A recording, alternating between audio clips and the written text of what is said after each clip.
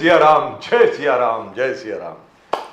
Pradeep ji, yes जय सिया राम। जय सिया राम, जय तो सिया राम। 500 बरस के बाद मंदिर बन गया, 550 साल की जो स्ट्रगल रही Exactly. वो आज पूरी हो गई।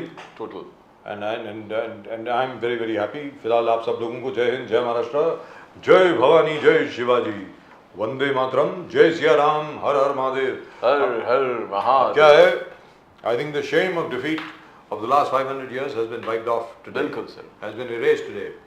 We had to suffer for a long, long time because we had been taught right from the time as kids, you know, in all the histories that we have been taught, Pradeep ji, the battle of Hiddenspace, that is Satluj, Porus, defeat, first battle of Panipat, second battle of Panipat, third battle of Panipat, battle of Seringapatam, all defeats. We were asked to memorize all the defeats that we have suffered over the years. And now finally the Ram temple has been made. Ram मंदिर बन गया sir. जैसे भी बना हो, कैसे भी बना हो, मर्यादा पुरुषोत्तम अपने बाल रूप में, रामलला के रूप में अब वापस एक भव्य मंदिर में आ गए हैं। अब तक वो टेंट के नीचे होते थे Pradeep ji, it was a makeshift tent, उसके अंदर होता हुआ करता था।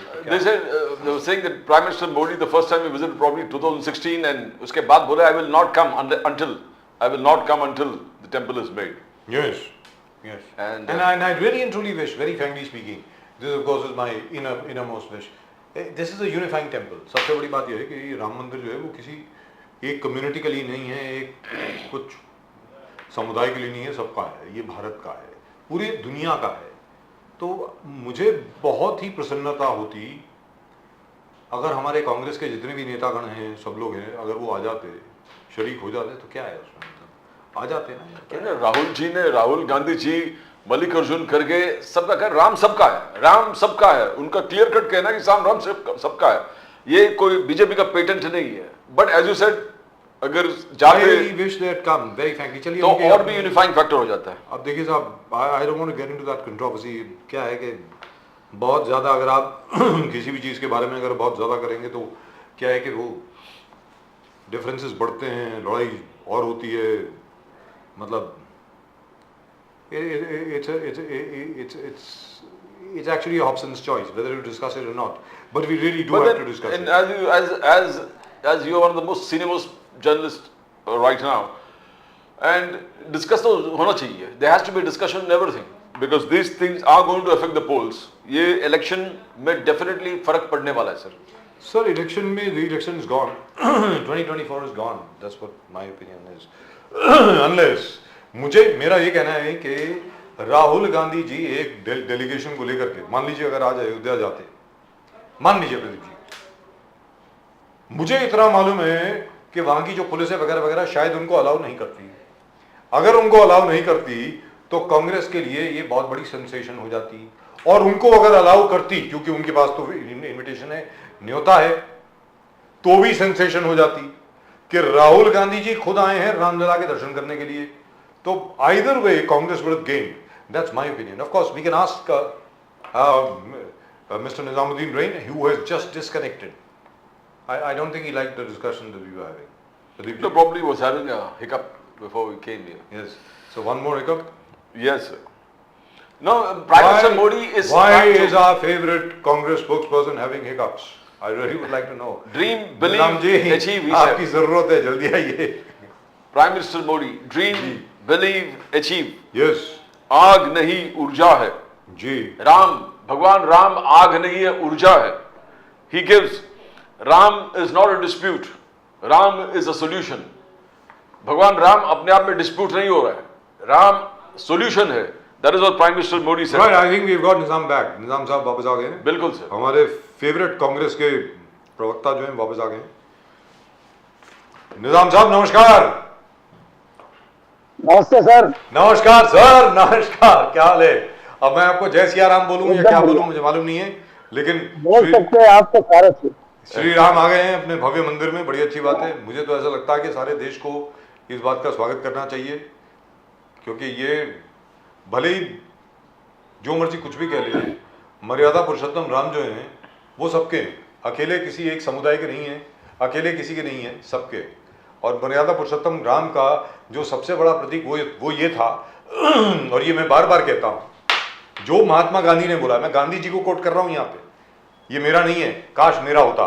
गांधी जी ने ये कहा, राम वो हैं जिन्होंने सबका साथ लिया, सबका, यहां तक के राक्षस भी उनकी फौज में शामिल हो गए आखिर में, भले वो भील हों, भले वो आदिवासी हों, बानर हों, भालू हों, गिलहरियां हों, सब, पूरी सृष्टि उनके साथ थी और उन्होंने सबको एकत्रित किया। क्या आपको लगता है कि मोदी जी सबको एक कर रहे हैं या बांट रहे हैं? निजाम साहब आप बताएं। सर, उन्होंने इकट्ठा नहीं किया, उन्होंने बांटा, न सिर्फ बांटा बल्कि मैं तो ये कहूंगा कि उन्होंने भगवान राम के कद को छोटा करने की कोशिश की। दूसरी चीज जो सबसे इंपॉर्टेंट इशू था, उन्होंने सनातन को तोड़ा। उन्होंने सनातन धर्म में धर्माचार्यों यानी जो चारों शंकराचार्य थे वो, प्लस कई मठों के संतों को भी उन्होंने उससे अलग किया। दूसरी चीज है कि जो चीज होना चाहिए था कि जब मंदिर पूरी तैयार हो जाती, पूरे देश के हर समाज को जोड़ना चाहिए था। ये तो एक प्रतिष्ठान था जिसने एक इवेंट किया, फिर भी देश के लोगों को बधाई। और मैं ये समझता हूं कि किसी ने इस मामले में ना तो देश में किसी ने विरोध किया है और ना ही देश में इस तरह के कोई आडंबर या दिखावा के लिए किसी ने किसी के लिए कोई स्थान छोड़ा है।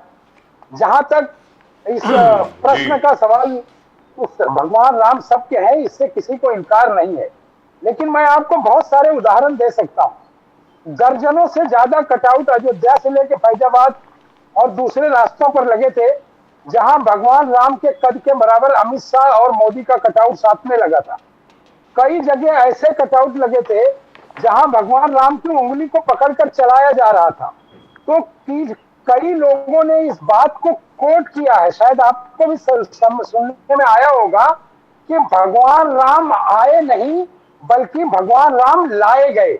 ऐसा जो जुमला सुनने को मिला वो थोड़ा दिल को तकलीफ हुआ, क्योंकि ये देश भगवान राम का है जी, सनातन भगवान राम का है। तो जब सारा कुछ भगवान राम का है तो लाने वाले कौन होते हैं? ये मेरा सवाल भी है ये। जी मैं चाहता हूं कि आपके माध्यम से लोगों तक पहुंचे।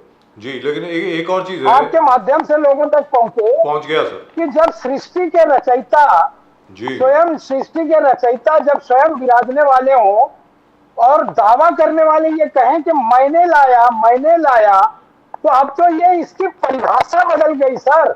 और अगर परिभाषा बदल गई तो जो चारों ये है चारों गुरु और शंकराचार्य, तो इनका क्या महत्व है शंकराचार्य का हिंदुइज्म में, क्या महत्व है सनातन में, क्या महत्व है आर्यवर्त में? अगर इनमें इनका कोई महत्व नहीं है तो हिंदुत्व के क्या माने हैं, ये हम और आपके दर्शकों को भी जानना चाहिए। और अगर मैं चाहता हूं कि आपके माध्यम से अगर जानने का मौका मिले तो बहुत ही उत्तम होगा। तो यहाँ पर आपसे मैं जानना चाहता हूँ कि साहब देखिए, चलिए ये तो बात हो गई कि आज रामलला की प्राण प्रतिष्ठा पूजा तो हो गई, लेकिन राहुल गांधी जी असम में थे और असम में एक मंदिर में उनको जाने नहीं दिया गया। बुलाया था उनको, एक इनविटेशन भी था, लेकिन सामने ही रोक दिया गया। अब उसके बारे में आप क्या कहेंगे? मतलब मंदिर में जाने में क्या तकलीफ है वहां पे? मतलब वहां तो कोई प्रॉब्लम नहीं थी। तो अब यही है ना सर, एक पार्टी खुद को ये साबित करने पर तुली है कि वो जो है हिंदुत्व की ठेकेदार है। यानी अगर आपको धर्म के लिए कोई काम करना है तो आपको उनसे परमिशन लेना पड़ेगा।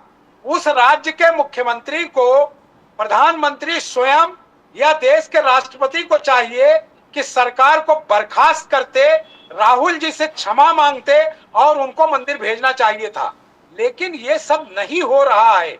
वो हो रहा है जो राक्षसी सेना ने लंका में किया होगा, उससे भी बदतर काम शुरू कर दिया गया है।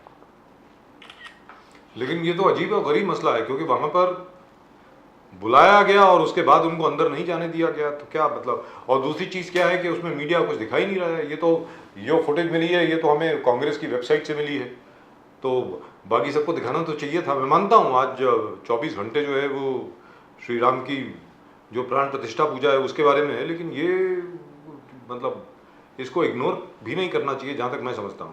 आप क्या कहेंगे इसके बारे में?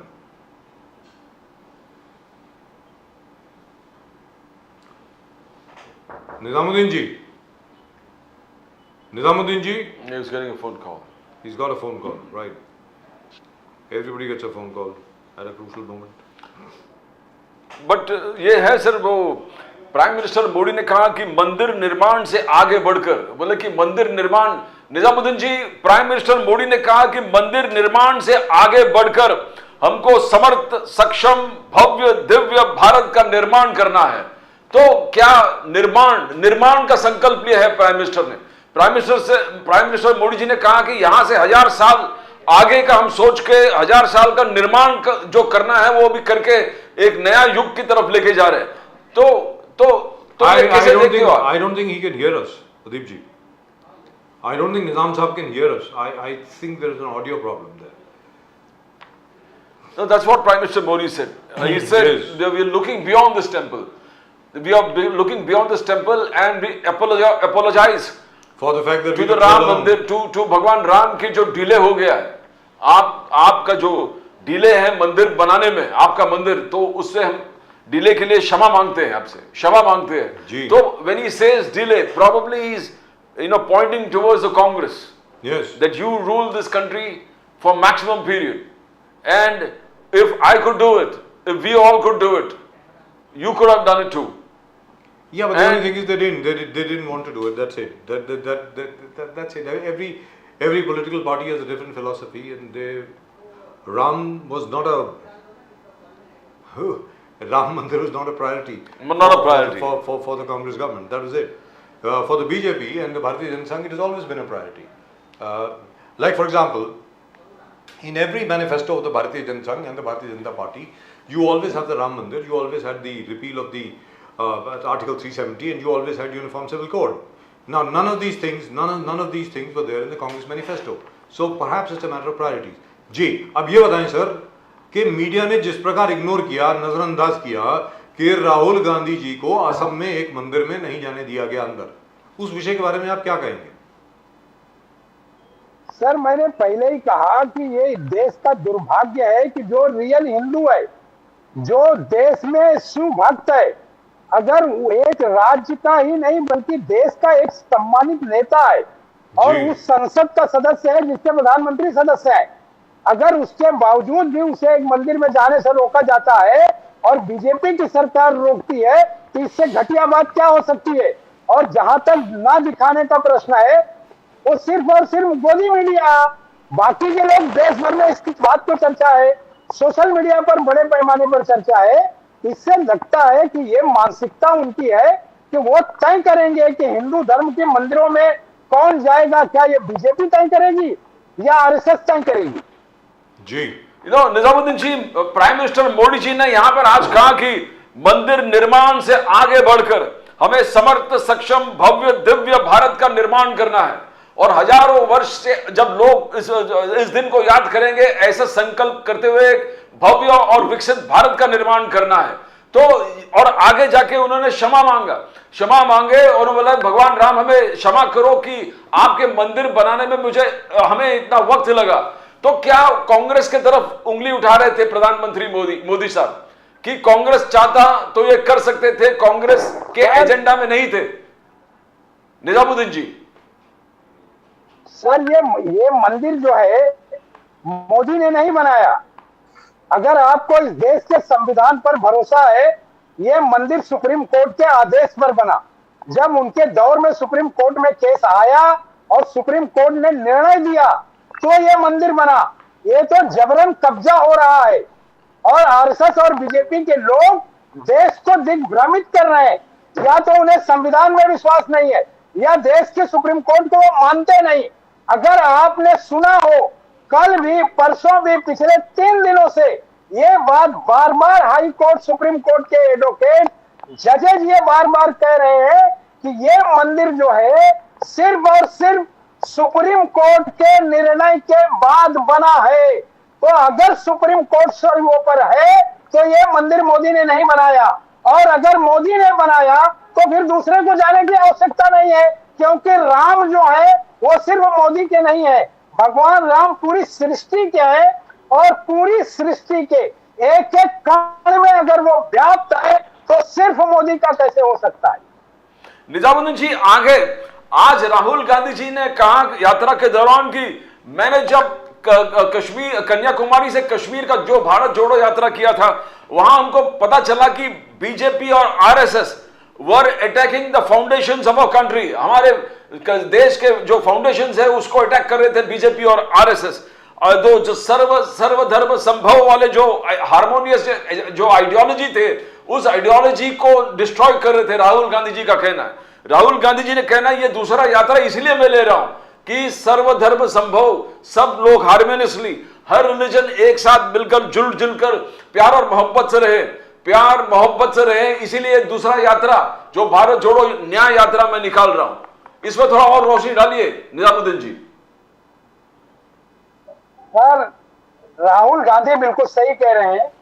अगर ये देश संविधान से नहीं चला और इस देश की संस्थानों को तोड़ने का प्रयास किया तो ये देश टूट जाएगा।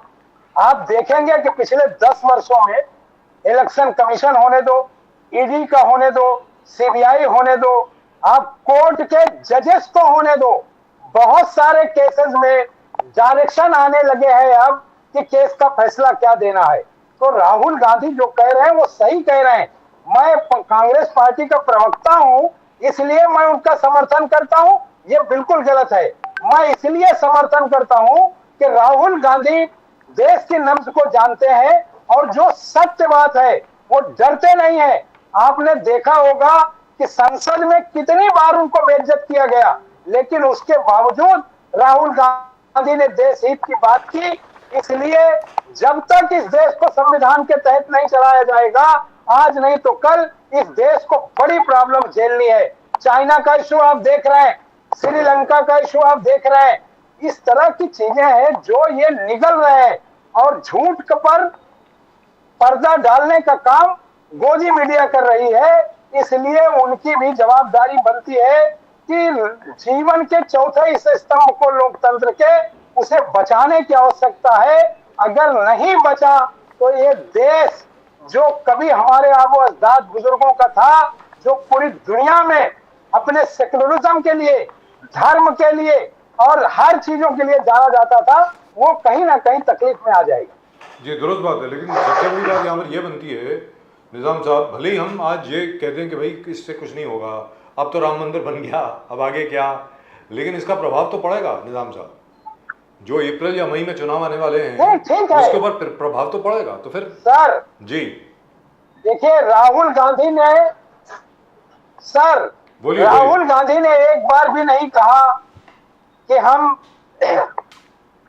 सत्ता के लिए न्याय यात्रा निकाल रहे जी, या इससे पहले भारत जोड़ो यात्रा सत्ता के लिए निकाला हो, या राहुल गांधी का कोई भाषण पिछले 5 वर्षों में आप कोट करके नहीं दिखा सकते। तो कम से कम देश को समझने की आवश्यकता है। कोई अमर होकर नहीं आया है सर, किसी ने अमृत नहीं पिया है, ना अभी समुद्र मंथन हुआ है। जब अमृत आएगा तब सदियां कौन जिएगा ये देखा किसी ने नहीं है। तो एक जीवन मिला है, अगर उसका दुरुपयोग करके आप रहेंगे तो रावण भी अहंकारी था सर, उसको तय था कि वो नहीं मरेगा, उसने अपने नाभि में भी उसने ले लिया था ना अमृत, फिर भी मरना ही पड़ा ना सर। तो दुनिया का एक संविधान है, एक बना हुआ एक कॉन्स्टिट्यूशन है, वो भगवान का कॉन्स्टिट्यूशन है। वो थोड़ा देर तो लग रहा है लेकिन आएगा। अगर आप सृष्टि का विनाश करेंगे, आप धरती के नियमों को तोड़ने का प्रयास करेंगे, आप धर्म की जगह अधर्म करेंगे, तो यही शंकराचार्य, यही धर्म गुरु आपके साथ नहीं खड़े होंगे। जैसे मंदिर उद्घाटन में चारों जो है नहीं गए, इससे ये साबित हुआ कि कहीं ना कहीं बीजेपी आरएसएस वर्सेस चारों धर्मगुरु अलग अलग नजर आए। अगर काश इस मंदिर के इनॉग्रेशन में चारों के चारों अगर जगत गुरु वहां रहते तो शायद और भव्य होता इस देश में। ये शंकराचार्य जी फिर पलटे। शंकराचार्य हाल ही में कल मोदी जी के तारीफ करने लगे। वही शंकराचार्य जो आलोचना कर रहे थे, उन्होंने कहा कि मोदी जी का कंट्रीब्यूशन हिंदुत्व के लिए जब इतना किसी ने नहीं किया जितना मोदी जी ने किया है। उन्होंने जो संकल्प लेके हर चीज कर रहे हैं वो प्रेस करने लायक है, मीन्स उसका प्रशंसा करने लायक है। ये अचानक शंकराचार्य, यही शंकराचार्य अचानक बदला तेवर आपको क्यों, क्या संदेश दे रहे हैं? इन्होंने अचानक मोदी जी का खूब तारीफ करने लगे कि मोदी जी नहीं होते तो क्या ये सब नहीं होता। बोले कि संकल्प लेके जो काम कर रहे हैं वो इम्पॉसिबल चीजों को संभव कर दिया है इन्होंने। तो ये तारीफ आपको क्या लग रहा है शंकराचार्य जी का? सर प्रदीप जी, धर्म और हिंदुत्व दोनों अलग चीजें हैं। धर्म किसी की व्याख्या से नहीं चलता। धर्म के लिए धर्म ग्रंथ हैं, भागवत गीता है, वेद हैं, दूसरे किताबें हैं, वो धर्म उससे चलता है। किसी नेता के डायलॉग से, किसी के आइडियोलॉजी से हिंदुत्व नहीं चलता। ये जो दोनों चीजें हैं दोनों अलग अलग है। शंकराचार्य ने जो बातें धर्म को लेकर कही है आप उस पर रहिए। मोदी को लेकर कोई क्या कहता है, मोदी जी को तो कंगना रनावत जी बहुत अच्छी लगती है, बहुत अच्छे से वो धर्म का प्रचार करती है। अनुपम खेर जी बहुत अच्छा करते हैं। आम चूसने की विधि अक्षय कुमार जी भी बहुत अच्छा बताते हैं। तो क्या ये धर्म की चीजें हैं या हिंदुत्व की चीजें हैं? तो हिंदुत्व एक अलग परिभाषा है और धर्म एक अलग व्याख्या है। धर्म आदिकाल से चला आ रहा है, जो 5000 वर्षों से ज्यादा है, जिसमें बड़ी बड़ी गाथाएं हैं, बड़े बड़े कर्मकांड हुए हैं, उनको बदलने का साहस कोई नहीं कर सकता। इसलिए शंकराचार्य ने जो कहा है पहले, और धर्म को लेकर कहा है, हिंदुत्व को लेकर नहीं कहा है, क्योंकि हिंदुत्व की परिभाषा आप पिछले 10 वर्षों में अलग अलग तरह से मीडिया में देख रहे हैं। लेकिन निजाम साहब, अपना हिंदुत्व गढ़ता है। निजाम साहब चलिए वो तो बात हो गई, शंकराचार्य जी ने क्यों बदले, उनसे कोई जरूर मिलने गया होगा, उनको ब्रीफ किया होगा कि भाई आप लोग क्या कर रहे हैं, लोगों के बीच में आप दरार क्यों डाल रहे हैं वगैरह। लेकिन जो सवाल मैंने आपसे पूछा उसका जवाब आपने दिया नहीं अभी तक। क्या है कि क्या पूछा सर?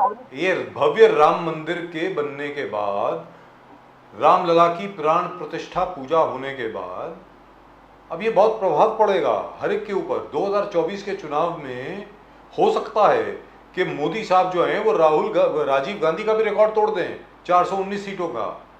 मतलब उसके सामने क्या विकल्प है? कांग्रेस की तरफ से क्या विकल्प पेश करने जा रहे हैं कांग्रेस के लोग, सर बताएं। देखिए, कांग्रेस का खुला विकल्प है, वो जनता की अदालत में जाने वाले हैं और चले गए हैं। जनता को जो न्याय यात्रा निकल रही है वो हम देश के सामने सारी चीजें रख रहे हैं। जब आप धर्म का अनादर करके सिर्फ और सिर्फ राजनीतिक फायदे के लिए बिना पूर्ण रूप से तैयार मंदिर का अपने संतों, महंतों और धर्म के ठेकेदारों का विरोध करके, सारा विरोध झेल के सिर्फ सरकार के लिए आप जो है काम कर रहे हो, ऐसे में देश हित और न्याय की बात कैसे उचित होगी? अगर कांग्रेस इसमें चुनाव हारती है तो ये कोई बहुत बड़ी बात नहीं होगी, क्योंकि जिस तरह की चीजें हो रही है ये एक लोकतांत्रिक देश के लिए ठीक नहीं है वजह सर।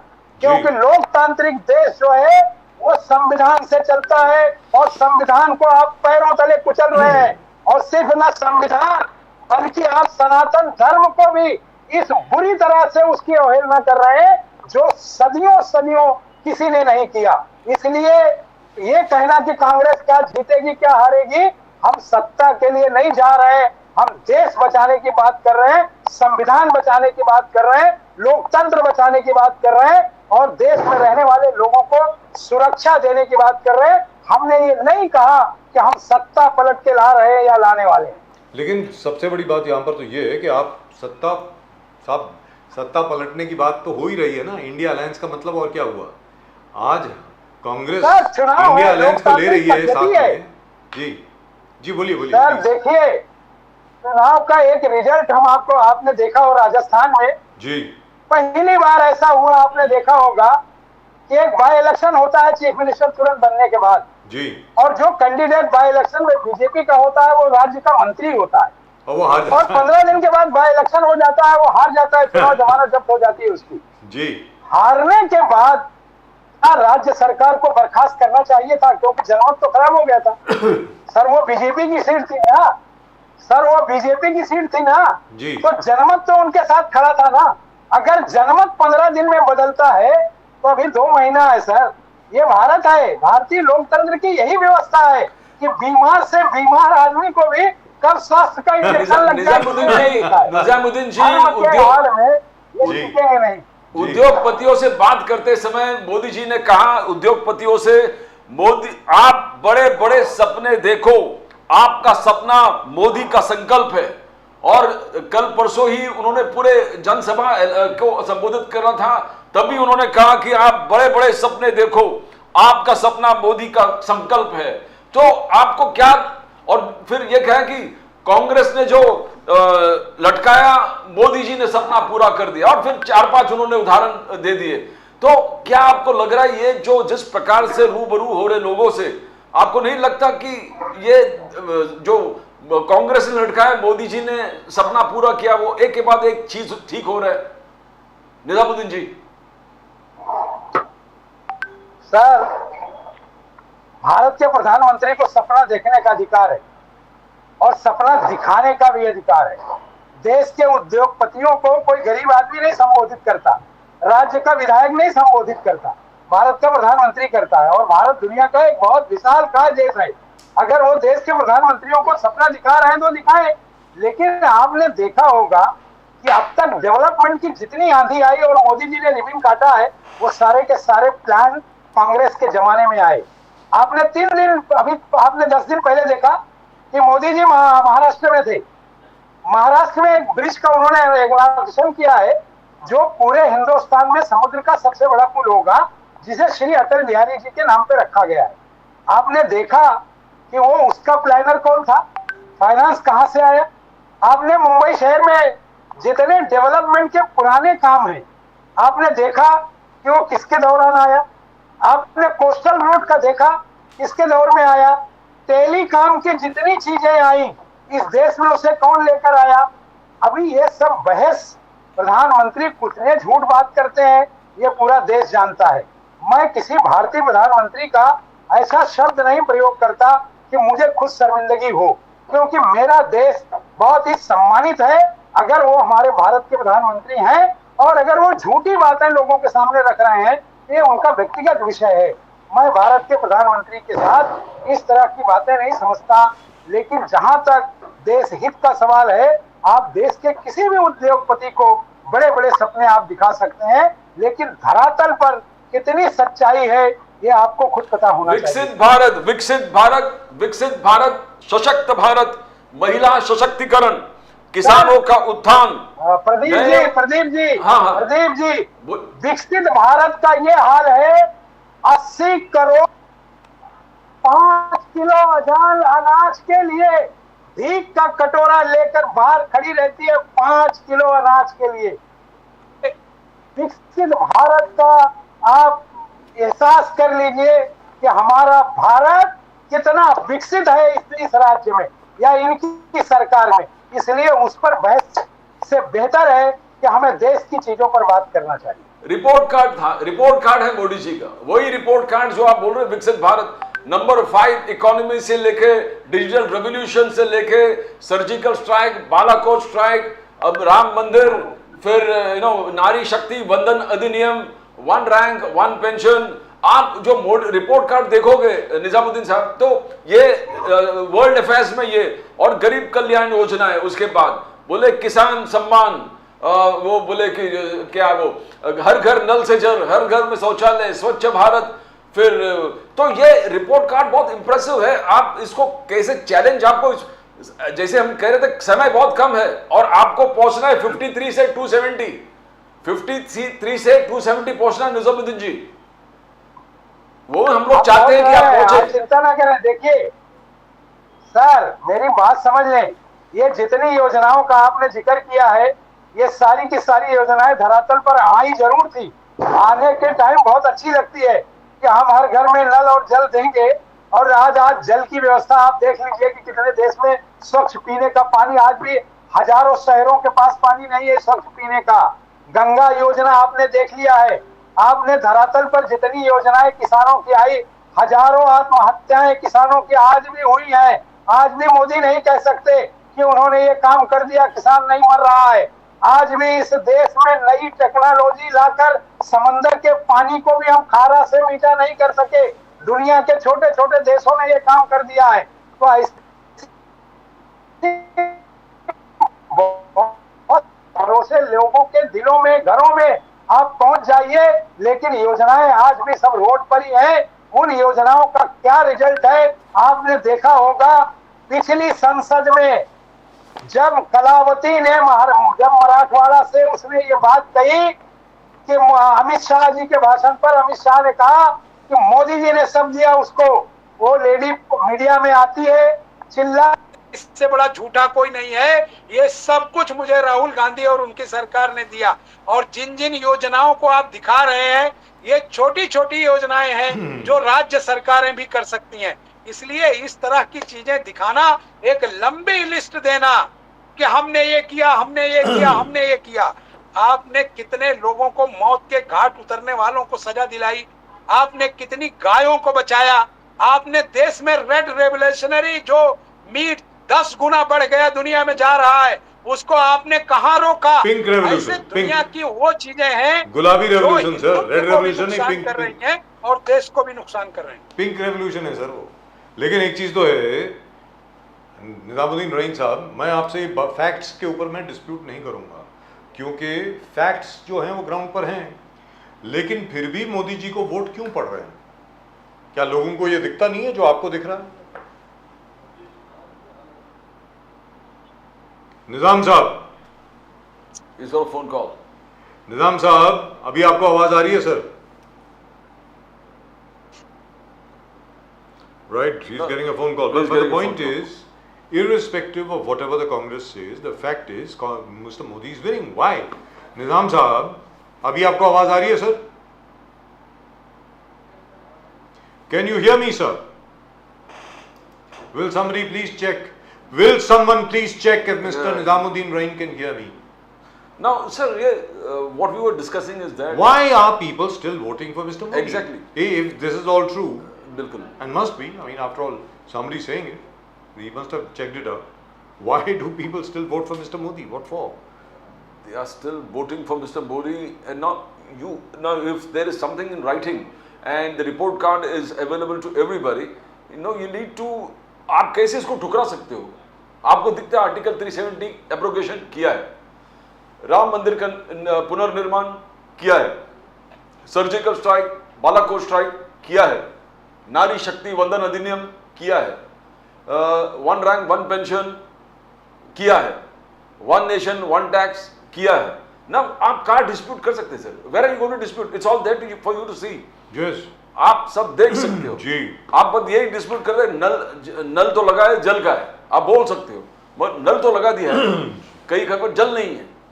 मगर Congress has to highlight that और उसको रेक्टिफाई करना चाहिए। But the point is that is the Congress's job, Pradeep ji. Yes, yes. ये तो कांग्रेस जैसे वो कलावती की बात कर रहे हैं। फैक्ट इज, अमित शाह साहब ने पार्लियामेंट में ये भाषण दिया, उसके बाद जाकर के कांग्रेस ने रिएक्ट किया। Why is the Congress and the India alliance not proactive? That has been my grouse with the India alliance. The India alliance has to come up with an alternative model. ये जो मैं 2 साल से बोल रहा हूं, आपका विकल्प क्या है? मोदी जी ने राम मंदिर वादा किया था, बना दिया। मोदी जी ने वादा किया था आर्टिकल 370 रिपील करेंगे, कर दिया। मोदी जी ने जीएसटी का वादा किया था, कर दिया। जो कुछ मोदी जी ने वादे किए हैं वो मोदी जी ने कर दिए हैं। अब आप ये बताएं कि आपका विकल्प क्या है? Unless and until you come up with an alternative, how will you even be there in the game? You are out of the game.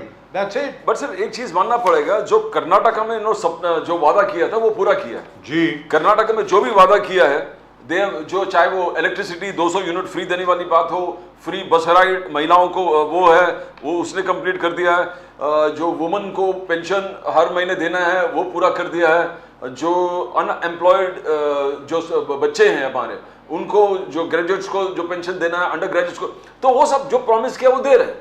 They are doing it and that's a wonderful. They should showcase that. वो showcase कर सकते They हैं। should publicize it everywhere. बिल्कुल sir. Because अभी क्या हो रहा है, तो जो opposite publicity है, that is gaining more ground. Exactly. कि कर्नाटक में प्रॉमिस किया, वादा किया और नहीं पूरा हो रहा है। Now that's what everybody is talking about. Even in the irrespective of it, you might call it Godi media, you might call it Modi media, you might call it whatever. People are watching. लोग देख रहे हैं भाई। अगर लोग देख रहे हैं तो इसका मतलब आपको अपना जो ऑल्टरनेटिव है, अपना जो विकल्प है, सबके सामने आपको रखना पड़ेगा। और अगर आप नहीं रखेंगे तो मोदी जी के लिए जमीन बिल्कुल खुली है, मतलब क्या है, रास्ता साफ है। गृह ज्योति 200 यूनिट जी, they are giving. Yes. Griha Lakshmi 2000 रुपया पर महीने लेडीज को देना है, जो वुमन है हेड फैमिली उसको दे रहे हैं। बस ट्रैवल जो बोले वो प्रॉमिस फुलफिल हो गया। 10 किलो राइस जो बीपीएल का है वो फुलफिल किया। अनएम्प्लॉयड लोगों को अलाउंस देना है वो। Now what you are saying is right. इसको शोकेस कीजिए आप कर्नाटक का सक्सेस मॉडल को शोकेस कीजिए। Pradeep ji, who else will do it for you? Yes yes yes. अब ये राहुल गांधी साहब हैं भाई, हम तो जबरन दिखा रहे हैं इसको, क्योंकि आज की फुटेज है।